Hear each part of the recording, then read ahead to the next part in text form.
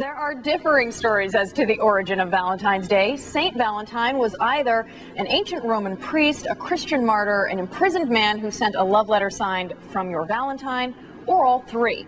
What we do know for sure, thanks to his holiday, some people really love Saint Valentine, others just aren't that into him.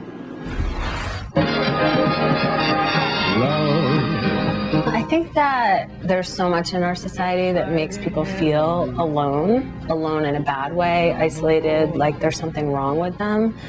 And Quirkyalone is that rare idea that comes along and actually puts a positive spin on being single. On the day couples spend celebrating themselves, is there something wrong with you if you find yourself home alone?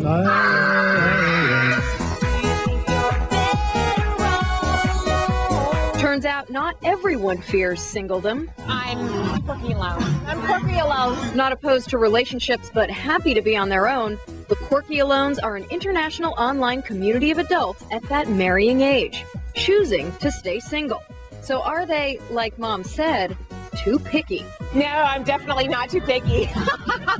We're not willing to compromise. A grassroots movement started by 32-year-old Sasha Cagen in 1998 on New Year's Eve, when she looked around and saw she wasn't the only one without a midnight kiss. So I had this moment of epiphany of like, wow, something about my experience is not so unique. A manifesto followed, published in a bi-monthly literary magazine. I got literally thousands of emails and letters from people saying, oh my God, this is me. Spawning a website with a quiz, a book, and now an annual celebration. There may be a reason so many have left their hearts in San Francisco. It is the birthplace of the Quirkyalone movement and home to its flagship February 14th celebrations.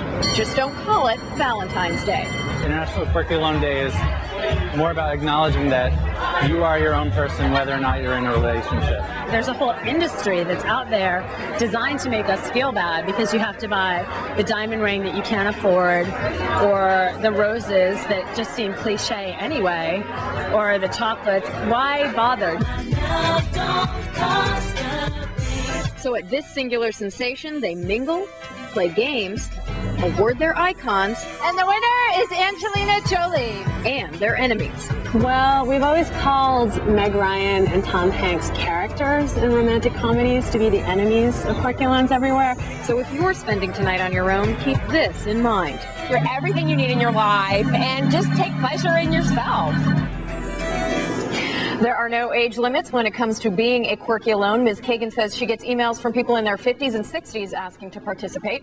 Now, if you missed it today, there will be Quirkyalone conventions this summer where single people can socialize without the pressure of having to find a significant other. And if you want to find out if you are a Quirkyalone, you can link to their online quiz on our website. That's countdown.msnbc.com.